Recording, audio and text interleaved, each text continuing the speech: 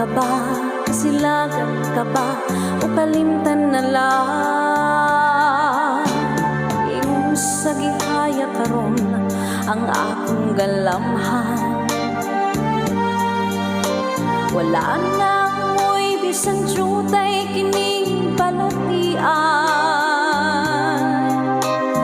Ngani sa luha ako hintawon na usan. Wala na'y kahong kining dughan nga magpanguta.